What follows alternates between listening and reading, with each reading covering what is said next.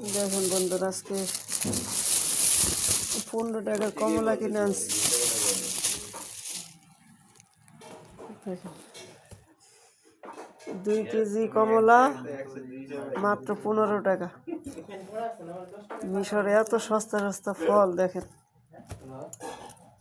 15 টাকায় যে সবগুলা, বাংলাদেশের 45 টাকা। তারপরে আনছি 3 ফল। এই 3 ফল হচ্ছে জান্নাতি ফল।